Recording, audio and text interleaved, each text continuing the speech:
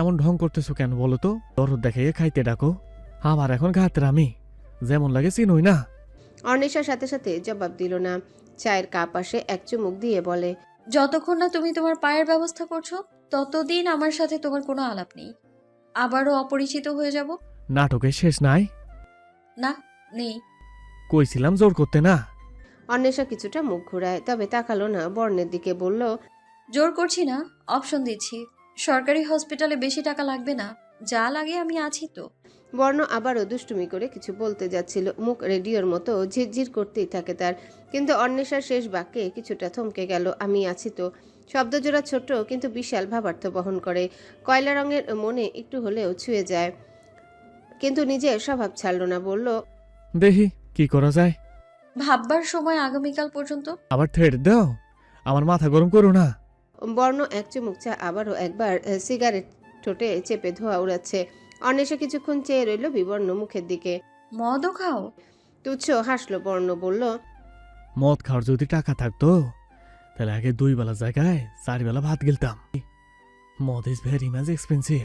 মাঝে মধ্যে সিগারেট খাই। হৃদয়টা হু হু করে উঠল অন্বেষার। কি নিদারুণভাবে বুকের মধ্যে লুকায়িত আর্তনাদ জাহির করে ফেলল ফ্যাকাশে মুখে। কয়েক শব্দে দুমড়ে মুচড়ে রেখে দিল চিত্ত। তোমার খারাপ লাগে না মানুষ তোমাকে খারাপ চোখে দেখে? যে ইচ্ছে হয় না এই গুন্ডাগিরি ছেড়ে সঠিক পথে চলার, নিজেকে যোগ্য প্রমাণ করার? শূন্যে নাকমুখ হতে সিগারেটের ধোঁয়া উড়িয়ে বর্ণ গম্ভীর গলায় বলল, কারে প্রমাণ করবো? কি কারণে? আপন মানুষ রে। আমারে তেজ্য করার আগে আমার বাপরে খারাপ লাগে নাই? আমার মা মরা 3 দিনের মাথায় অন্য বেটি ঘরে তুলছে। আমার বাপের তো কষ্ট লাগে নাই? আমার 5 হাতে লাথি মাইরা সৎ মায় যখন ঘর থেকে বাইর করছিল, আমার বাপের তখন মায়া হয় নাই? রক্তের মানুষ আমারে কুত্তার চোখে দেখেছে, তখন আমার কষ্ট লাগে নাই? বর্ণের অন্তর নাই, কারে প্রমাণ করবো? যার আজ আছে কাল নাই। আমার এসব সামাজিকতা ভাল লাগে না। আমি যেমন আছি বিন্দাজ আছি। ডাক্তার সাহেব রাগারাগি করছেন, ভীষণ রকমের চটেছেন বর্ণ মহাশয়ের উপর। বর্ণ তাকে চোখ দিয়ে গিলে খাচ্ছে রীতিমতো। গলার আওয়াজ উচ্চ শুনলে মাথা ঠিক থাকে না। আধা টাক ডাক্তারের মাথায় কখন বাড়ি দিয়ে বসে তার কোনো ঠিক ঠিকানা নেই। দাঁতে দাঁত চেপে মূর্তি বনে রইল। ফোঁস করতে করতে অন্বেষার পানে তাকিয়ে দেখলো তার গুরুত্বহীন মুখ। বর্ণের মেজাজের ধার ধারল না সে। বর্ণের পা পরক করে ডাক্তার অত্যন্ত মেজাজ দেখে জানিয়েছেন ছোট্ট একটা দানার মতো টিউমার ছিল, সময় দিয়ে আদর যত্ন করে লালন করে বড় করেছে। টেস্ট ধরিয়ে দিলেন ডাক্তার, কড়া গলায় জানালেন আজই যেন করানো হয়, আর যত দ্রুত সম্ভব অপারেশনের ব্যবস্থা করতে হবে। বর্ণ অন্বেষা বেরিয়ে গেল। উল্টো পথে পা বাড়ালে অন্বেষা শার্টের কলার পেছন থেকে চেপে ধরে আটকে দেয় তাকে। কিছু বলার পূর্বেই বর্ণ রাশভারী গলায় বলল, ভালো মানুষ দেখাইয়া তোমার কথা রাখছি, ডাক্তারের কাছে আইছি, এবার চলো। আমার ফিনাইলের গন্ধ একদম সহ্য হয় না। অন্বেষা প্রশ্ন করে, ডাক্তার কি বলেছে শুনুনি? টেস্ট করাতে হবে। ডক্টর গো কামেই এটা, চলো। টেস্ট করিয়ে তারপরই বেরোবো, তার আগে নয়। রেগে যায় বর্ণ, তেরে এসে মুখোমুখি দাঁড়ায়। কাছাকাছি আকস্মিক বর্ণের ভয়ঙ্কর মুখ দেখে অন্বেষা প্রতিক্রিয়া শূন্য হয়ে চেয়ে রইল। বর্ণ চোয়াল শক্ত করে ধীমা কণ্ঠে বলে, রক্ত চড়াইলেও না থামায়। আমার সময় হইলে আমি টেস্ট করে যাইমু। এখনই সময়? কেন আবার বেঁকে বসলে? আমি তো সেটাই বুঝতে পারছি না। বর্ণ কোনো জবাব দিল না।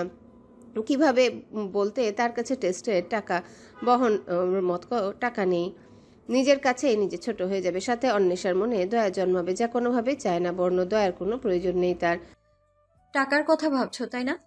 মনে চলমান কথা বাস্তবে অন্বেষার মুখে শুনে চমকে উঠে বর্ণ। সঙ্গে সঙ্গে নিজেকে সামলে নিল। দাঁতে দাঁত পিষে বর্ণ বলে, ভাবতেছি নাই টাকা আমার কাছে, এখন কি করবা?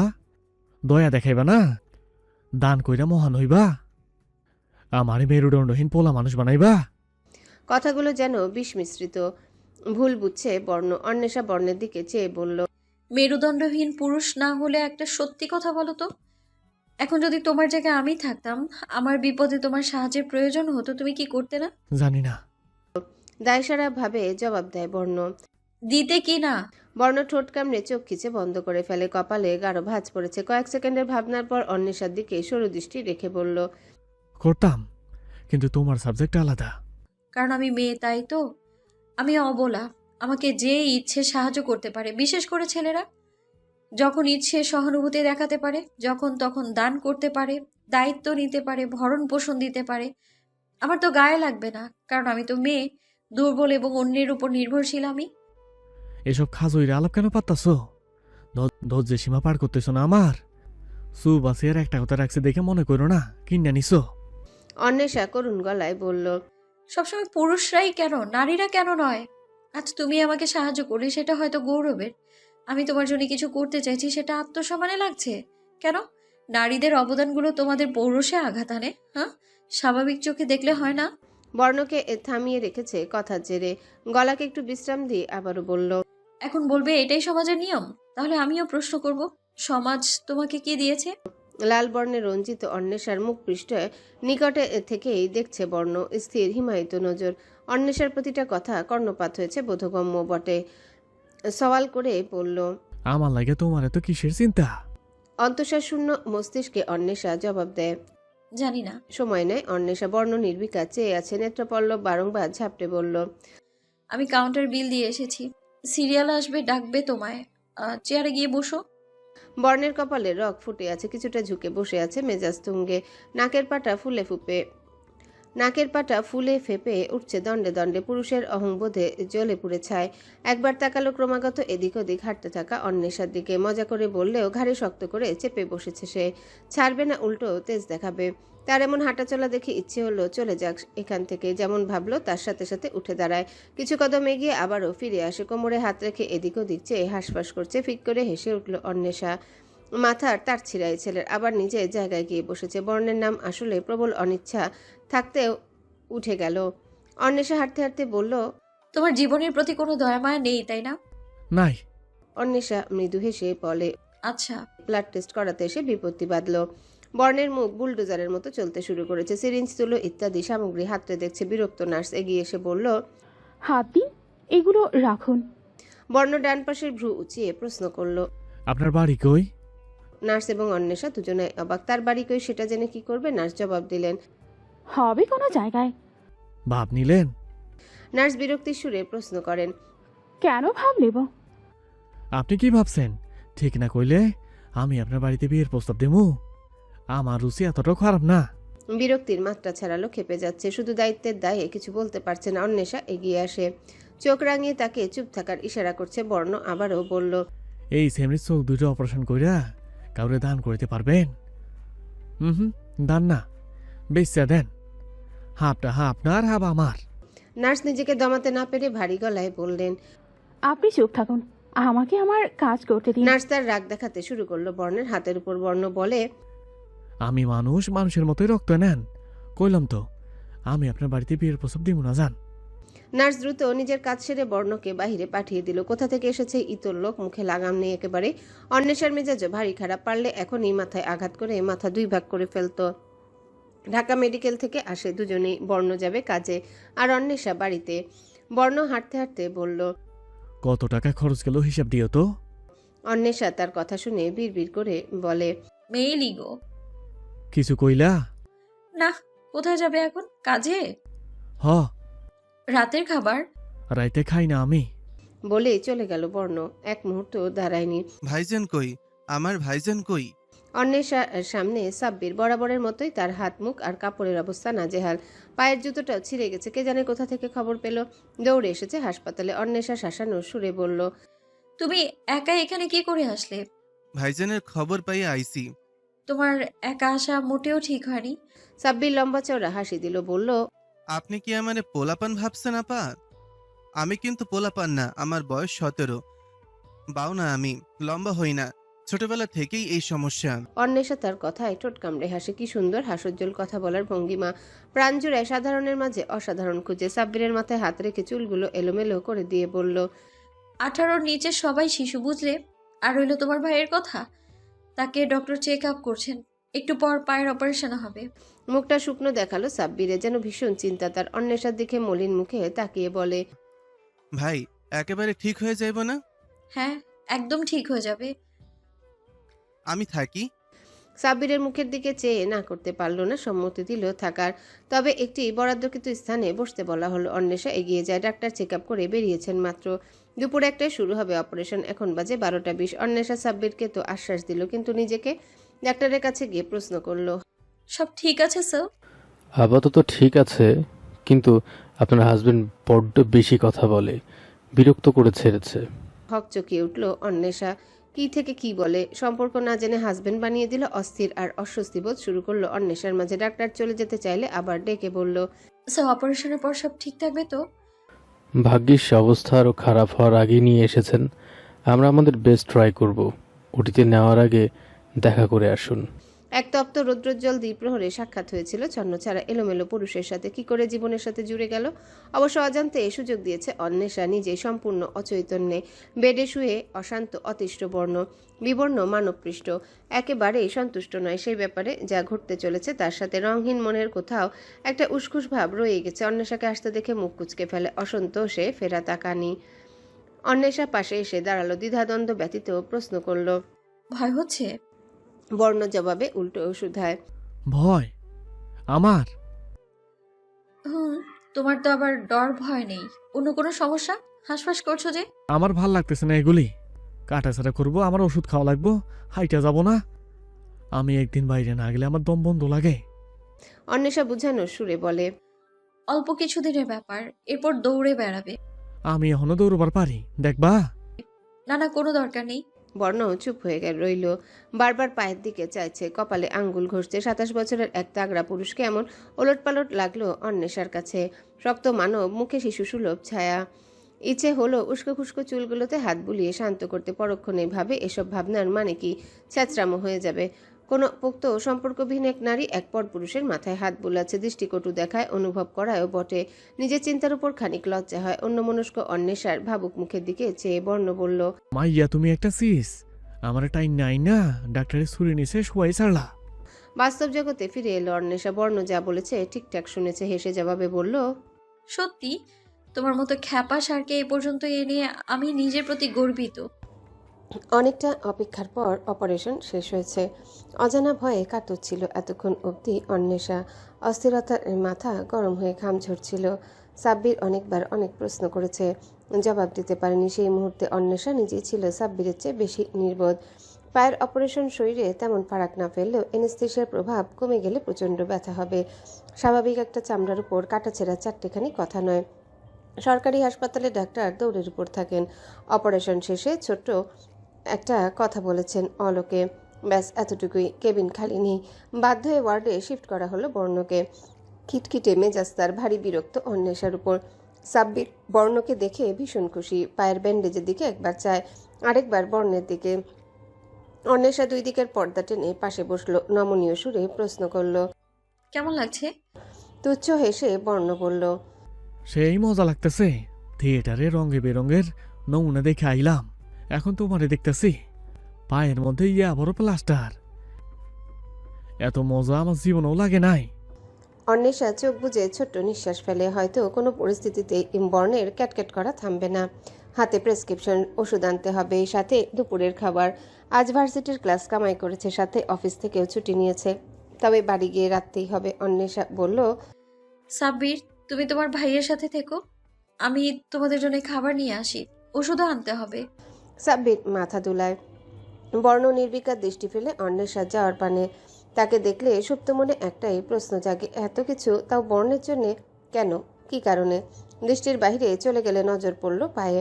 চিনচিন করে ব্যথা উঠছে। অনুভব করলো এই ব্যথা পা হতে যেন দেহের রন্ধ্রে রন্ধ্রে প্রবেশ করতে শুরু করলো। ব্যথা বর্ণের ঠোঁট শুকিয়ে চৌচির। মস্তিষ্কে উদ্ভট উদ্যম জাগে, কিছুতেই কাবু হওয়া যাবে না এই পীড়ার। বেদনায় ধরে ফেললে নিজেকে পরাজিত মনে হবে। হোক ব্যথা আরও বেড়ে যাক, আজ পরখ হয়ে যাক বর্ণের ধৈর্যের সীমা কতটুকু। নিজের বিচিত্র অনুভবগুলো উপলব্ধি করতে শুরু করে। সাব্বির জিজ্ঞাসা করল। ও ভাইজান, পাও ব্যথা করেনি?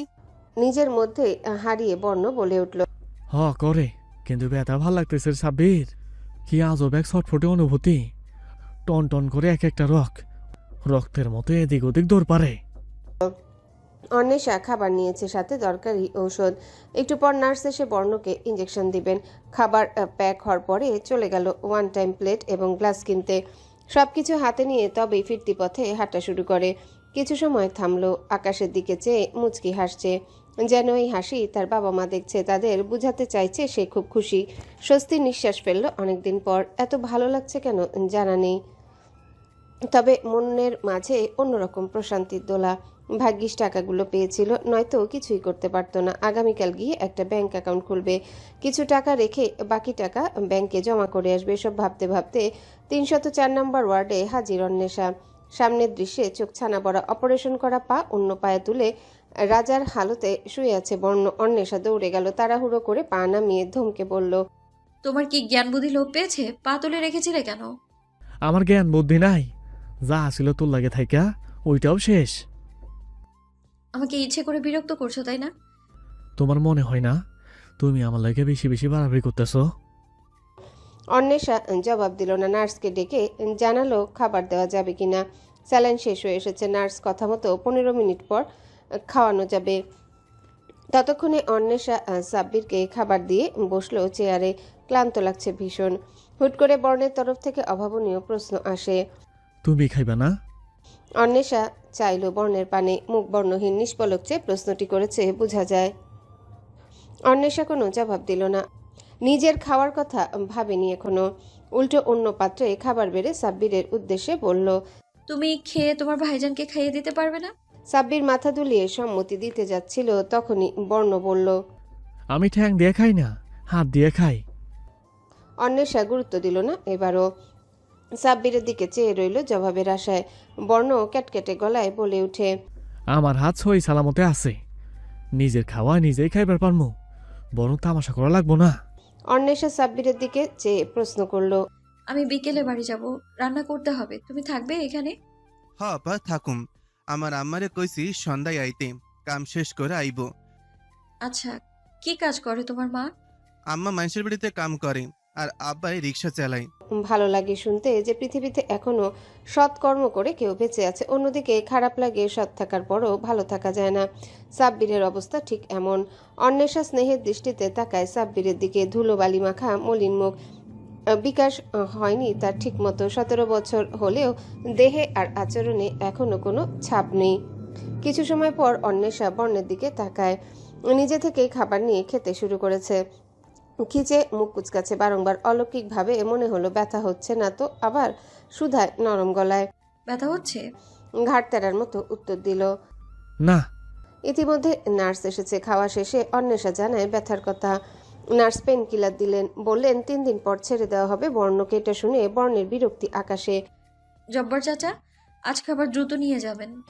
জব্বার চাচার ফোনের অন্য পাশ থেকে শুনলেন ভীষণ ব্যস্ত শোনাচ্ছে অন্বেষার কণ্ঠস্বর। স্বাভাবিকভাবেই প্রশ্ন করেন, আম্মা, তোমার তাড়া আছে নাকি আজকে কোনো? হ্যাঁ চাচা। এই বিকেলবেলা নিয়ে গেলে এতগুলো খাবার নষ্ট হইব, আমি কই রাখবো? ফ্রিজ তো নাই। বিষয়টা চিন্তার। আসলে রাতের খাবার বিকেলে নিলে নষ্ট হওয়ার সম্ভাবনা আছে। ফোন লাউড স্পিকারে রেখে কথা বলছে অন্বেষা। জব্বার চাচাকে কলে রেখেই ভাবতে লাগলো উপায়। ঠিক তখনই সুদীপ্তা এসে চুলোর আঁচ কমিয়ে দেন। বললেন, এই তোমার তরকারি তো পুড়ে যাচ্ছে। হুশে এলো যেন, দ্রুত কণ্ঠে জব্বার চাচাকে জানায় একটু পর কল করছে। সুদীপ্তা তার চিন্তিত মুখ পানে চেয়ে বলল, তুমি কোনো বিষয় নিয়ে চিন্তিত? না তেমন কিছু না। সুদীপ্তা আশ্বাস দেওয়ার সুরে বলল, আমি তো তোমার বোনের মতো, বলো কোনো সমস্যা হলে, যদি পারি সমাধান করতে। তোমাকে কতদিন যাবত দেখিনি, শুধু খাটুনি করতে দেখেছি। হতাশ চোখে চাইল অন্বেষা সুদীপ্তার দিকে। সুন্দর তার মুখখানা। কেউ দেখলে বলবে বিরাট বড়লোক বাপের সুন্দরী বেটি, তবে বাস্তবতা ভিন্ন। আপন ভেবে বলল, আমাদের মতো মানুষের জীবনের অপর নাম পরিশ্রম। তুমি কি হতাশ দিদিমণি? অন্বেষা তড়িৎ হাসলো, বলল, একদমই না, মাঝে মধ্যে ক্লান্ত হয়ে যাই। সুদীপ্তা খুব যত্ন করে অন্বেষার মাথায় হাত বুলিয়ে দিল, বলল, আমি তোমায় সাহায্য করব, বলো কি করতে হবে। আপনি পারবেন না দিদি, আপনার ছোট বাচ্চা, আমি আপনাকে কষ্ট দিতে চাই না। সুদীপ্তা জোর করে অন্বেষার হাত থেকে খুন্তি নিয়ে নেয়। নিজেই নাড়াচাড়া করতে লাগলো তরকারি। বলল, দিদি যেহেতু ডেকেই ফেলেছো, সেক্ষেত্রে আর কোনো কথা হবে না।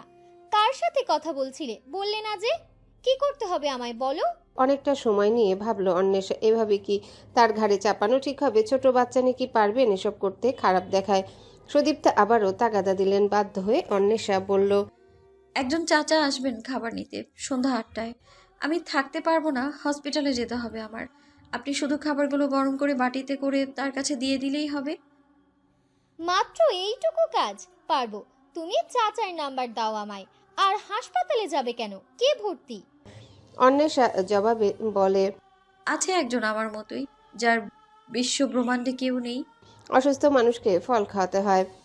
মানুষ যদি জাতের হয় তবে তাকে খাওয়াতে কোনো সমস্যা হয় না, কিন্তু বর্ণকে তাদের স্বজাতি মনে হয় না কিছুতেই। ফল নাকচ করেছে, খাবে না।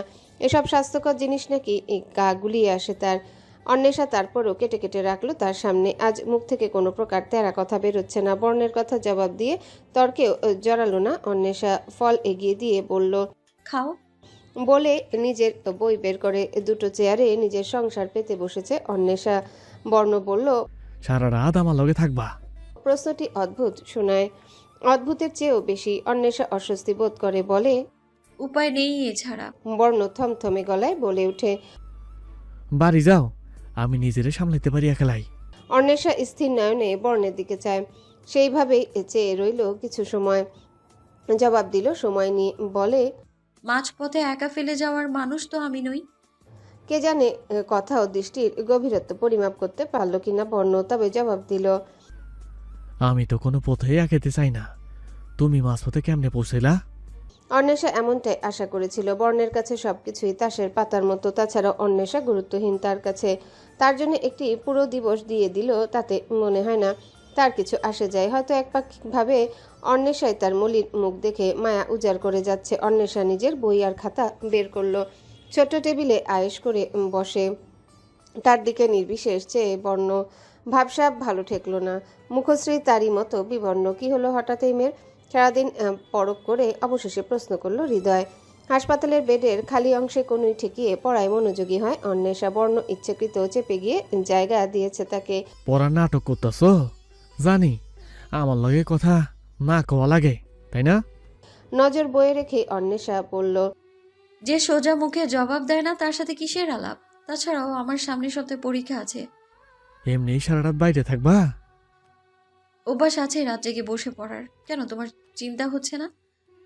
ঠেকা পড়েছে তো আমার। তাহলে চুপচাপ চোখ বন্ধ করে ঘুমাও। বর্ণ দুহাত মাথার পেছনে একত্রিত করে শুয়ে পড়ল।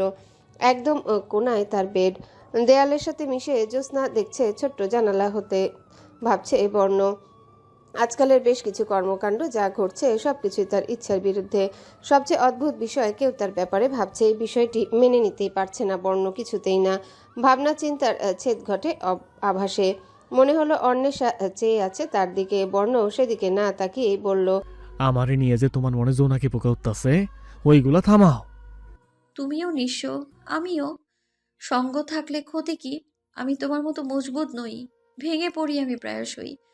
তোমার কাছে যা তুচ্ছ আমার কাছে খুব প্রিয়, মূল্যবান, প্রয়োজনীয় আর আবশ্যক।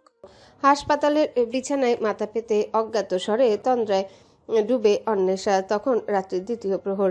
মিটমিটে যে তারারা ছিল তারাও কোথায় যেন হারিয়ে গেছে। তাদের হারিয়ে যাওয়া দেখছে নির্ঘুম বর্ণের দু চোখ। নিঃশ্বাসের সাথে বুক ওঠানামা করছে অত্যন্ত ধীর গতিতে। উন্মত্তের ন্যায় অসহ্য পায়ের পীড়া অনুভব করতে করতে চোখ গেল অন্বেষার ঘুমন্ত মুখশ্রীর দিকে। মায়া হওয়া উচিত, কেন সে অনুভূতিহীন? গায়ে মাখে না কিছুই। আশেপাশে তার মতো অনেকেই ব্যথা কাতর। তবে বর্ণ জানতে চায় কতটা, দ্বিগুণ, তিনগুণ নাকি হাজারো গুণ বেশি পীড়া তাদের। তার জন্য বরাদ্দ চাদর অন্বেষার গায়ে উড়িয়ে দিয়ে ফোঁস করে নিঃশ্বাস ফেলে চোখ বুজে।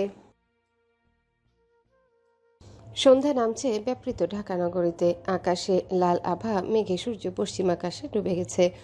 তখনও শহরের কোলাহল স্তিমিত হয়নি। এবার যে নিরে ফেরার পালা। রাস্তায় যানবাহনের গর্জন দূর হতে কর্ণপাত হয়, আর মানুষের ভিড়ও একটু একটু করে পাতলা হয়। বাতাসে তখন একটা মিষ্টি শীতলতার পরশ, যেন দিনের ক্লান্তি মুছে দিয়ে রাতের স্বপ্নময়তার গল্প বলতে চায়। শহরের প্রতিটা ইট পাথরের গায়ে লুকিয়ে আছে অগণিত অজানা বিবরণ। তারপরেও মানুষের মুখে মুখে ছড়িয়ে পড়ে সেই সন্ধ্যার বাড়ি ফেরার মুগ্ধতা।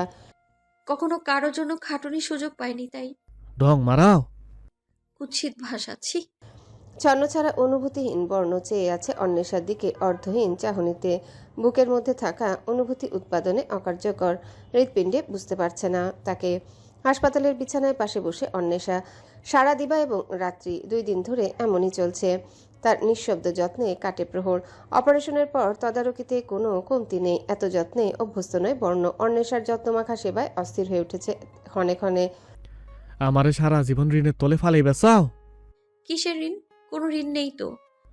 তোমার কথাবার্তা আচরণ আমার অসহ্য লাগতেছে। অন্বেষা দায়সারাভাবে কথার উল্টো প্রশ্ন করলো। আচ্ছা, তোমাকে ঋণী করলে তুমি ঋণ শোধ করতে? আমারে চিনছো এতদিনে? হ্যাঁ। ঋণ শোধ করার মতো সৎ মানুষ আমি না। স্বাভাবিক সুরেই অন্বেষা জবাব দেয়। ঠিক আছে, তাতেও কোনো সমস্যা নেই। কি করে এই মেয়েটা এত ধৈর্যশীল, অভিযোগহীন সময় কাটছে তার। অন্বেষার মনের গভীরে যেন লুকিয়ে আছে আশার দিশা। বর্ণের শূন্য চোখ, ভাবশূন্য, জ্ঞানশূন্য। আজকাল পূর্বের অন্বেষার খোঁজ পাওয়া যাচ্ছে না। এত ভারী পরিবর্তন নাকি বর্ণের রঙে মেখে নিজের রং বদলালো? অন্বেষা খাতায় কলম চালাতে চালাতে আকস্মিক হেসে বলে, তুমি বোর হচ্ছ তাই না? মারামারি করতে পারছো না, রংবাজি মাস্তানি কোনোটাই পারছো না, খুব খারাপ লাগছে তাই না? বর্ণ ডান পাশের ভ্রু উঁচু করে কঠিন গলায় বলে, মজা লইতেছো? মজা নিব কেন? অন্বেষার ভাবসাব নেওয়া যাচ্ছে না। আর বর্ণ চাইছে সে ওর উপর বিরক্ত হোক, তর্ক করুক, এতে শান্তি মিলবে তার। কেউ তার প্রতি রাগ বিরক্তি প্রকাশ করলে শান্তি মেলে। তুমি জানো আমি ঘরে বন্দি থাকার মানুষ না। ইচ্ছা করে ঘরে মরিচ ঢালা দিয়ে বেড়াইছো পিছাসিনি। অন্বেষা পুনর্বার হাসে। বই খাতা বন্ধ করে পাশে রাখলো। সব গুছিয়েছে সুন্দর করে। আজকেই শেষ দিন, আগামীকাল সকালে ছুটি পেয়ে যাবে বর্ণ। একটু স্বস্তি মিললেও বর্ণের উপর কোনো ধরনের ভরসা নেই। বাড়ি ফেরার পর পাশাপাশি থাকা সম্ভব নয়। সে যাবে তার আস্তানায়, আর অন্বেষা নিজের। তুমি কাকে বেশি ভালোবাসো? বর্ণ সাথে সাথেই জবাব দেয়, কেউ রে না, কেউ রে ভালোবাসার মতো বদনসিব আমার হয় নাই। অন্বেষা একবার চাইলো বর্ণের দিকে। পরপর পলক ঝাপটায় নিচে চেয়ে মুখ ঘুরিয়ে জানালার বাহিরে তাকিয়ে বলে, আমি তোমাকে গল্প বলি, শোনো? আমি শুনতে চাই না। আচ্ছা বলি তারপরেও। বলেই অন্বেষা হেসে উঠে ঠোঁট কামড়ে। বর্ণের মাথাটা নষ্ট হয়ে যাবে কিছুদিন পর। সে উপলব্ধি করতে পারছে একা ছিল, বেশ ছিল। তুমি আমার জিন্দিগির অভিশপ্ত আত্মা। আমি বুঝতাছি আমার হাতে বেশি দিন নাইকা। চুপ, মুখ বন্ধ আর কান খোলা রাখো। শুনতে না চাইলেও আমি জোর করে শোনাবো। আমার বলতে ভালো লাগে। এতদিন পাগলের মতো একা একা গল্প করেছি, এখন বড় নামের একটা মক্কেল পেয়েছি। বর্ণের মস্তিষ্কের চেতনায় দলভুক্ত হয়ে আশ্চর্যের চরম উচ্চ সীমানায় গিয়েছে। অন্বেষা এমন আচরণ ধারাবাহিকভাবে চলতে থাকলে তারা লাফিয়ে মরবে। তাদের বেঁচে থাকার অধিকার নেই। অন্বেষা বলতে শুরু করে। বর্ণ খেয়াল করলো তাকে। গল্প বলতে নিলে সে চায় শূন্যে। তোমার যে ভালো বিজনেস মাইন্ড তো আমার। জানো এই হাইফাই শহরে কিভাবে বেঁচে আছি? জানবে কি করে? আমিই বলি। আমার সপ্তাহে 5 দিন ক্লাস থাকে, সকাল 8টা থেকে দুপুর 12টা পর্যন্ত। 1:30 থেকে আমার অফিস। বেতন 8,000। রিসেপশনিস্টের কাজ কোচিং সেন্টারে। মাঝে মধ্যে পরীক্ষায় গার্ড দিই, খাতা সাজাই, প্রশ্ন সাজাই। অন্বেষার কথা মনোযোগ সহকারে শুনছিল। হুট করে পোকা নড়ে উঠে মগজের ছটফট শুরু করে। অন্বেষাকে থামিয়ে বলতে লাগলো, বিয়া বইবা যাও সবজিওয়ালার লগে, তোমার লগে মানাইব। সারা জীবন ফিরে শাকসবজিও পাইবা। সব মিলিয়ে ভালোই। তারপর কি করি জানো? বিষম খেয়ে বসে রইল। এই আদেশে বর্ণ নির্ঘাত ছেলে মানুষ হলে একটা চর পর্তুগালে। অন্বেষা আপন মনেই বলতে লাগলো আবার, সেখান থেকে সবজি কিনে নিয়ে 7 জন হাদারামের জন্য রান্না করি। তারপর জব্বার চাচা নিয়ে যায়। ওরা আবার মাসে 10,000 টাকার মতো দেয়। কত হলো? 18,000। সেখান থেকে বাড়ি ভাড়া, যাতায়াত খরচ, আমার খাওয়া দাওয়া, বিদ্যালয়ের খরচ। তারপর আকস্মিক ঠোঁট প্রসারিত করে হেসে খুব উৎসাহ নিয়ে বলল, জানো আমার দাদির দেয়া পুরনো একটা সিন্ধুক আছে। আমি সেখানে আমার বাড়তি টাকাগুলো রেখে দিই। যদিও খরচ হয়ে যায় মাস শেষে না হতেই, কিন্তু আমি দিব্যি আছি। ছোটখাটো বিষয়ে খুশি হতে পারে কয়জন। একজন নারী এই ঢাকা শহরে টিকে আছে, এটাই অনেক মনে হলো বর্ণের কাছে। তবে মুখে প্রকাশ করলো না। তার মনে যে প্রশ্নটি ছিল সেটা করলো। হাদারাম কারা? অন্বেষা দুষ্টু হেসে জবাব দেয়। আছে একদল ব্যাচেলর। বর্ণের কেমন যেন লাগলো, ভালো ঠেকেনি ব্যাপারটা। নিম্ন সুরে প্রশ্ন ছুড়ে। বেসলার গোলাই গায়ে রান্ধো? অন্বেষার হাসি রেখা সেখানেই অটল। মিটমিটিয়ে হেসে বলে, ওরা জানে ওদের জন্য জব্বার চাচার বউ রান্না করে পাঠায়। তাইলে তুমি জব্বর চাচার বউ? বলে স্মিত হাসে বর্ণ। আরে ধুর, জব্বার চাচার বউ সেলাই কাজ করে। উনি চুলোর সামনে বেশিক্ষণ বসে থাকতে পারে না, চামড়া জ্বলে তার। তাই আমি ওনাদের জন্যও খাবার পাঠাই। দিল দরিয়া? তুচ্ছ কণ্ঠে বলে উঠে বর্ণ মাথা দুলিয়ে। তুমি কি করলে জীবনে চিটারি বাটপারি ছাড়া? বর্ণ বলে। ফিরছি। অন্বেষার মুখ ফুটে আপনা আপনি প্রশ্ন আসে, কি? বই একার বাল অবাল। হতাশ অন্বেষা। বর্ণের প্রতি হতাশ। নাম বর্ণ অথচ জীবনে কোনো বর্ণের রং নেই। তাকে দেখলে মনে হয় ধূসর এক সত্তা, যার কিছুই নেই, আবার অনেক কিছু আছে। অন্বেষা অবলীলায় বলে ওঠে, তপ্ত নিঃশ্বাস ফেলে। আমি ভীষণ খুশি আমার এই জীবন নিয়ে। কারোর সাথে কোনো লেনা দেনা নেই, তবে আছে কিছু অপূর্ণতা। তুমি বলো। বর্ণ নিজের কাছে সমৃদ্ধ, বর্ণ নিজের কাছে পরিপূর্ণ। বর্ণের অপারেশন করিয়ে হৃদয় থেকে ভারী একটা বোঝা নেমেছে। সবেমাত্র বাড়িতে গেছে সে। অন্বেষা সেই অবধি যেতে পারেনি। তার দায়িত্ব দিয়েছে বড় কাঁধে। সাব্বির এবং তার বাবা মিলে বর্ণকে বাড়ি নিয়ে গেছে। পই পই করে সাব্বিরকে বুঝিয়ে এসেছে অন্বেষা কোনোভাবেই যেন ওকে একা না ছাড়ে। সারাক্ষণ আঠার মতো লেগে থাকার আদেশ সাব্বির সাদরে গ্রহণ করেছে খুশি মনে। সেও তার ভাইজানের পাগল, সাথে থাকতে পারলেই শান্তি। আজ সাব্বির ছেলেটার জন্য ভালো কাপড় আর জুতো নিয়ে যাবে। সেদিন তার পরিধেয় বস্ত্রের অবস্থা ছিল বেহাল। স্বস্তির নিঃশ্বাস ফেলার পূর্বেই সামনে সৌভিককে দেখে আজ রাগ নয়, বরং হাসি মুখে এগিয়ে গিয়ে প্রশ্ন করল, কি খবর সৌভিক ভাই, আজ এই রাস্তায়? সৌভিক সময় নিয়ে জবাব দিল, আসছিলাম কাজে। কাজটা কি আমাকে দেখা? থতমত খায় সৌভিক। খানিকটা হতবুদ্ধির মতো চেয়ে মায়ের কথা মতো কাজ করলেও মুখে তেমন জো পায় না। অন্বেষা বলে, কি হলো সৌভিক ভাই, আপনার চাপা দেখছি সমান হয়ে গেছে। সৌভিকের সেদিনের কথা মনে পড়ে গেল। আপনা আপনি হাত যায় গালে। প্রচন্ড রকমের আঘাত পেয়েছিল সেদিন। অন্বেষা সৌভিকের ভয়ার্ত মুখ দেখে আরো বেগ পেল। বলে উঠে, জানেন সৌভিক ভাই, যে ছেলেটা আমাকে বাঁচালো আপনার হাত থেকে, সে আমার প্রেমিক। গুন্ডা মাস্তান টাইপের একটু। একটা ছেলেকে অলমোস্ট মার্ডার করে ফেলেছিল, আর হাত পা ভেঙে পঙ্গু করে দেয়া তার প্রতিদিনের কাজ। সৌভিক উল্টো পথে হাঁটা ধরল ধীরে সুস্থে। অন্বেষা চেনে তাকে। সে তার মায়ের হাতের মোহরা। ছোটবেলা থেকে ভীতু রকমের ছেলে, নাকি তার সাথে এসে জোরাজুরি করবে। অন্বেষা দু এক কদম এগিয়ে সৌভিককে বলে, কোথায় যাচ্ছেন সৌভিক ভাই? শুনুন, আরেকটা জরুরি কথা। আপনার আর আপনার পরিবারের নামে জিডি করেছি। আপনার মতলব কখন বদলায় বলা মুশকিল বাপু। আপনার আম্মাজান এর কানে দিয়েন কথাটা। সৌভিককে ভয় দেখাতে পেরে পৈশাচিক আনন্দ হচ্ছে। কিসের জিডি, কিসের কি, যাচাই বাছাই না করেই মেনে নিল। মনে মনে বেকুব বলে ক্যাম্পাসে ঢুকে পড়ে। সেখানে আরো দুটো আকর্ষণীয় মুখ, ঝুমা এবং রুম্পা। মৃদু হাসির চেয়ে ধারালো তালোয়ার হয় না শত্রুর জন্যে। শত্রুরা অন্যের সুখেই পুড়ে বেশি। অন্বেষা স্বাভাবিকের চেয়ে বেশি হাসি ফুটিয়ে হেঁটে চলে যায়। যাওয়ার পূর্বে তাদের অবাক মুখশ্রী দেখতে ভুল করেনি। নিজের এলাকা, নিজের গোড়াপত্তন, গলির মুখে দোকানে চায়ের ধোয়া, আহা, একঝাঁক শান্তি এনে ঢেলে দিল। অনেকদিন পর বাহিরের বাতাবরণের সাথে সাক্ষাৎ। বর্ণের এই শান্তি আর কোথায় মেলে না। এই অলিগলির আনাচে কানাচে তার জীবনের গল্পের অনির্বচনীয় সুর বাজে। পুরান ঢাকার এই সন্ধ্যা, এই কোলাহলের এখানে ফেলার প্রতিটা নিঃশ্বাস কাব্যের মতো মধুর। প্রিয়া নাস্তা করতে বেরিয়েছে বর্ণ। তবে ব্যথাযুক্ত পা নিয়ে বেরোতে মনে হলো না আজ বাকরখানি নয়, বরং মোগলাই পরোটা বেশি টানছে। ঘ্রাণে ঘ্রাণে হোটেলের সামনে এসে দাঁড়ায়। তবে হাত একদম খালি। না কাজে যেতে পেরেছে এতদিন, না টিউশনে। গলা উঁচু করে ডাকলো বর্ণ। বলল, এই রাব্বি। হোটেল থেকে রাব্বি বেরিয়ে আসে বর্ণকে চেনে। সে এসেই বলল, ক হাতে মালপাতি নাই বুঝছস, কিন্তু পেটে চুচু করতেছে। মোগলাই খাওয়াবি? রাব্বি জবাব দিল, টাকা ছাড়া কেমনে কি? আরে দেশ না শালার পুত, দিয়ে দেবো টাকা। ঠিক তখনই মেয়েলি কণ্ঠ। দুজনার কথাবার্তায় ব্যাঘাত ঘটে। ফিরে তাকালো ডান দিকে। এতদিন দেখা সাক্ষাৎ ছিল না, ফোনে আলাপ হয়েছে। জ্বালিয়ে মেরেছে বর্ণকে। অন্বেষাকে দেখে কপালে হাত রাখলো বর্ণ। বিড়বিড় করে বলল, আবার টপকাইয়া পড়ছে বালটা। অন্বেষা রাব্বির উদ্দেশ্যে বলে, ভাই দুটো মোগলাই দিন তো, আলাদা দিবেন। রাব্বি ভেতরে চলে গেল। অন্বেষা বর্ণের দিকে চেয়ে বলল, কি খবর, পায়ের অবস্থা কেমন এখন? খবর আমার ভালোই আছিল, তোমারে দেখলাম 100 নাম্বার বিপদ সংকেতে আছি। অন্বেষা তার কথাকে সম্পূর্ণ গুরুত্বহীনভাবে শুনল। এর প্রেক্ষিতে কোনো জবাব দেয়নি। বলে উঠে, ওষুধ নিয়েছো? বর্ণ বিরক্ত হয়ে বলে ওঠে, এক কথা কতবার জিগাও সেমরি, এতদিন ফোনে জালে শান্তি পাও নাই? না, পাইনি। তাদের তর্কের মাঝে খাবার হাজির। অন্বেষা একটা প্যাকেট নিজে নিয়ে আরেকটা বর্ণের দিকে এগিয়ে এলো। বর্ণ ক্ষেপে উঠে বলে, কি চাও তুমি? আমি তোমারে কইছি আমারে খাওয়াও। কেন করতেছে এসব? আমারে চিনে দেখবার চাও? ভুল বোঝা তোমার স্বভাব হয়ে দাঁড়িয়েছে বর্ণ। বর্ণ রুড়ো গলায় বলে, আমি ঠিকই বুঝতাছি আমারে কত অস্থির লাগতেছে নিজের কাছে, জানো? আমি কোনোভাবে তোমার যত্ন মাইনে নিতে পারতেছি না। নিজের কাছে নিজের ছোট লাগতেছে। আমি বর্ণ 2 দিন না খাইয়া বাঁচতে পারি।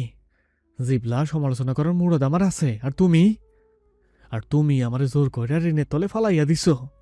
তুমি আমার অপারেশন করাইছো, আমার পিছনে খাটছো। এইসব চিন্তায় আমার ঘুমাইতেছে না। যে মানুষ খালি পেটে আরামাইসে ঘুম দিতে পারে, ওই মানুষ আজকে তোমার কারণে ভরা পেটেও নির্ঘুম। এতগুলো কথা বলে লম্বা নিঃশ্বাস ফেললো বর্ণ। অজান্তেই নিজেকে প্রকাশ করে ফেললো না, তার মাঝে এক বিচলন দেখা যাচ্ছে। প্রবল আত্মসম্মানবোধ। বর্ণ আবারও বলে, বিটলামি ফাজলামি করি তাই বললা আমারে হালকাভাবে নিবানা কইলাম। আমার যে তোমার নিয়ে ধ্বংস হইব, সময় আছে, পিছে হাইটা যাও। বর্ণের এই নতুন রূপে ভিতরে ভিতরে অন্তর পুলকিত। সেদিন বৃষ্টিস্নাত সন্ধ্যায় মন সিন্ধুকে দুয়ার খুলেছিল কিছু সময়ের জন্য। আজ তার কথাগুলো অজান্তেই ভালো লাগছে অন্বেষার। ভালো লাগার কাছে বর্ণের রাগ তুচ্ছ মনে হলো বটে। চাই আসো কেন? আমি তোমার পর বলে মনে হচ্ছে যে আমি তোমার উপর দয়া দেখাচ্ছি। বর্ণ বিরক্তিকর ভঙ্গিতে দুদিকে মাথা দুলে অস্থির হয়ে জবাব দেয়, আমি জানি না এত কিছু। আমার থেকে নিরাপদ দূরত্ব বজায় রাখো। আমি মানুষ ভালো না। সবাই জানে এলাকার বর্ণ খারাপ, বর্ণ মাস্থান। চোখ বুজে বিশেষ এক সিদ্ধান্ত নিতে শুরু করে অন্বেষা। মন এবং মস্তিষ্কে ইতিমধ্যেই তুমুল মতবিরোধ চলছে। এই বিবাদে কে জয়ী হবে সেটা আর দেখার প্রয়োজন বোধ করল না অন্বেষা। শেষমেশ আকস্মিক অদ্ভুত এই সিদ্ধান্ত নিয়ে বলল, আমি ভালো খারাপের ভয় কম করি। করলে হয়তো একই ঘরে শত্রু নিয়ে বসবাস করতে পারতাম না। এই শহরে একা মেয়ে হয়ে টিকে থাকতে পারতাম না। আমাদের কোনো লেনা দেনা নেই এই সমাজের সাথে বর্ণ। আমরা আলাদা, দেখো। আর 5টা মানুষের মতো আমাদের জীবনটা নয়। তবে এতদিনে তোমার সাথে সব কাকতালীয় সাক্ষাৎ ইঙ্গিত করে আমাদের দুজনের একে অপরের সঙ্গ দরকার। আমাদের দুজনকে আমরা ছাড়া কেউ বুঝতে পারবে না। আমার বলতে একদমই লজ্জা হচ্ছে না, এই ছন্ন ছাড়া ভবঘুরে আতপাগল বর্ণের চিরসঙ্গ আমি চাই। তোমার জন্যে না হোক, আমার নিজের আত্মিক প্রশান্তির জন্য।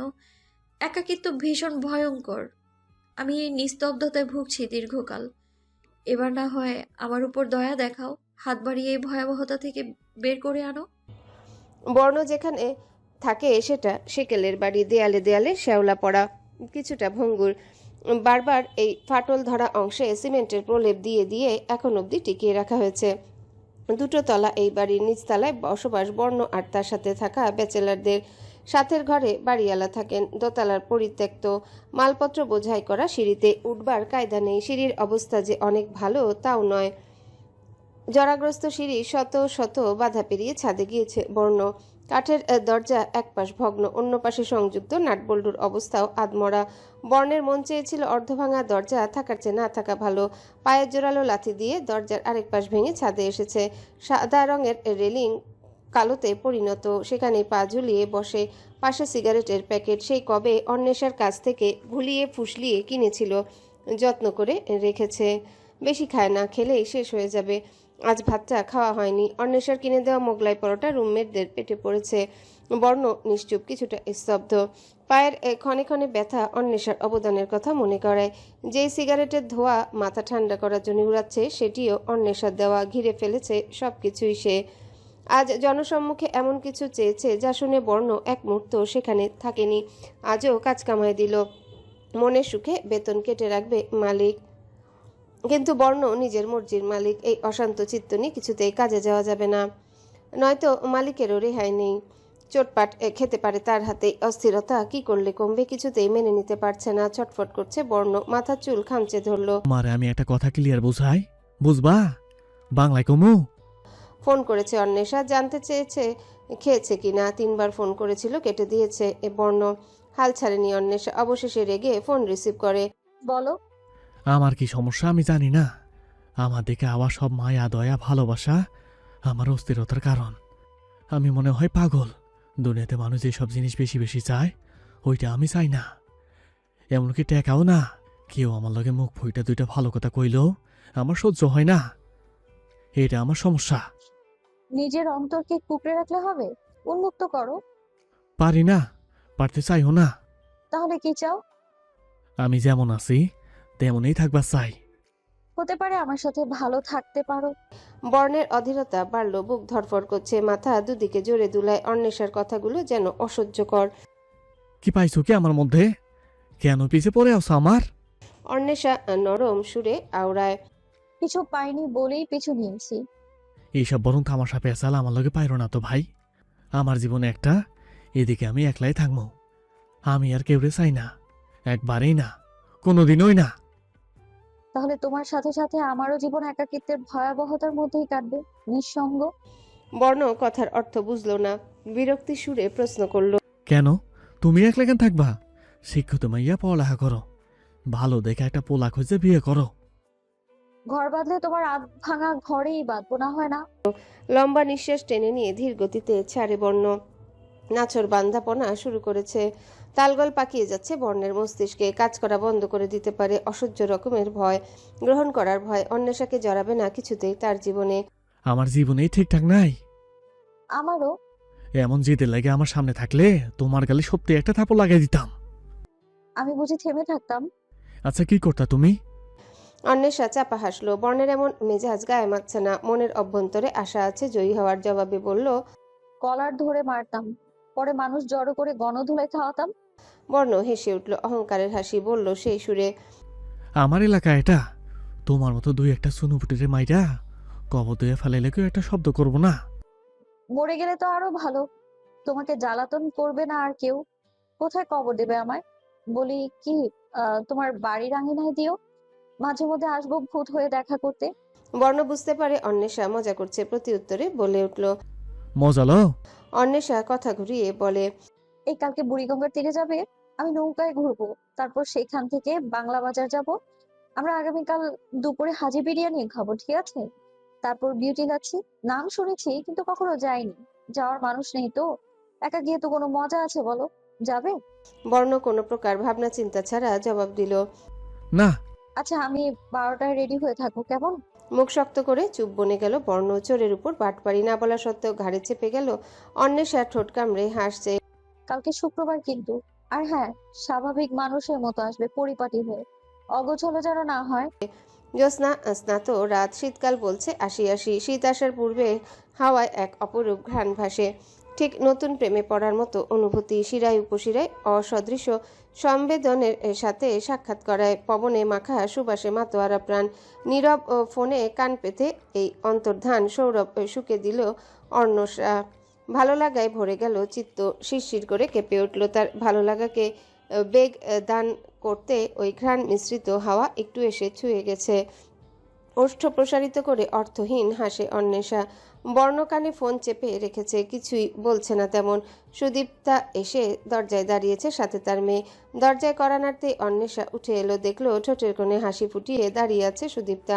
মেয়েটি আন্টি ডেকে ভেতরে প্রবেশ করে, সুদীপ্তার হাতে বাটি। অন্বেষা বলল, বাইরে দাঁড়িয়ে আছেন কেন দিদি, ঘরে আসুন। অনুমতি পেয়ে সুদীপ্তা ঘরে এলো। অন্বেষার দিকে বাটি এগিয়ে দিয়ে বলল, আজকে মেয়ে বায়না করছিল ফিরনি খাবে, ওকে বানিয়ে দিয়েছিলাম, তোমার জন্য একটু আনলাম। কি দরকার ছিল বলুন তো? দরকারে সব কাজ করতে হবে কেন? তুমি আমার প্রতিবেশী, এটুকু করতেই পারি। একা থাকো, কি খাও না খাও জানিও তো না। অন্বেষা সুদীপ্তাকে বলল। বসুন, গল্প করি। সুদীপ্তা বসলো, সাথে তার মেয়েও অন্বেষাকে ঘেঁষে বসে। অন্বেষা তাকে কোলে তুলে নেয়, বলে, এসো তোমার চুলে ঝুটি করে দেই। বাচ্চা মেয়েটি মাথা দুলিয়ে সম্মতি জানায়। ভারী মিষ্টি আর লক্ষ্মী মেয়ে। সুদীপ্তা হাসলো দুজনকে দেখে। ঝুটি করা শেষে অন্বেষা ফিরনি হাতে তুলে খেতে খেতে প্রশংসায় পঞ্চমুখ। তারপর বলল, আমার মাও প্রতি ঈদে রান্না করতেন, ফিরনি, জর্দা, সেমাই, কি যে মজা হতো। সুদীপ্তা অন্বেষার কথার প্রেক্ষিতে প্রশ্ন করলো। তারা কোথায়, গ্রামে থাকে? হাত থেমে যায় অন্বেষার। কিছু ফিরনি অবশিষ্ট আছে পেয়ালাতে। ঠোঁটে ঠোঁট চেপে নেয়, ভেজা ঢোক গিলে মাথা নাড়ায় দুদিকে। অন্বেষার ম্লান মুখাবয়ব দৃষ্টিগোচর হয়। সুদীপ্তা দ্রুত চোখ পিটপিট করে বলে, আমি কি ভুল কিছু জিজ্ঞাসা করে ফেললাম? তৎক্ষণাৎ হেসে অন্বেষা জবাব দেয়, না দিদি, আমার বাবা মাকে সৃষ্টিকর্তা ভালোবেসে তার কাছে নিয়ে গেছেন, এই সমাজটা সবার জন্য নয়। সুদীপ্তার মুখ মিয়ে আসে, জবাবে কোনো শব্দ বেরোলো না। কিছুক্ষণের নীরবতার পর সুদীপ্তা বলে উঠলেন, আমার বাবা মা তো থেকেও নেই। কেন? তোমার দাদাকে ভালোবেসে পালিয়ে বিয়ে করেছিলাম, এরপর থেকে বাবা মা দাদা দিদিদের মুখও কখনো দেখিনি। অন্বেষা জানতে চাইল, কোনোদিন ক্ষমা চাইতে ইচ্ছে হয়নি? চেয়েছি, বাবার পায়ে পড়ে ক্ষমা চেয়েছিলাম, কেউ ক্ষমা করেনি। আমার দাদার পরিবারও 1 মাস আমাদের বাড়ি রেখেছিল। যখন দেখলো তোমার দাদার সংসারে হাল ধরতে পারছে না, তখন তারাও মুখ ফিরিয়ে নেয়। অল্প বয়সে ভুল করেছিলাম দুজনে, এখনো মাসুল দিচ্ছি। অন্বেষা শীতল সুরে শুধায়। সুখে আছেন? হঠাৎ সুদীপ্তার মুখে হাসি ফুটল। সে হাসিতে প্রাণের অস্তিত্ব ছিল। অন্বেষার বুঝতে আর কোনো অসুবিধা হয়নি। সুদীপ্তাও লাজুক সুরে বলে ওঠে। তার নাম জীবন, আমরা তার জীবন, সে আমাদের। দাদা কি করেন? গার্মেন্টসে চাকরি করে, নাইট ডিউটি।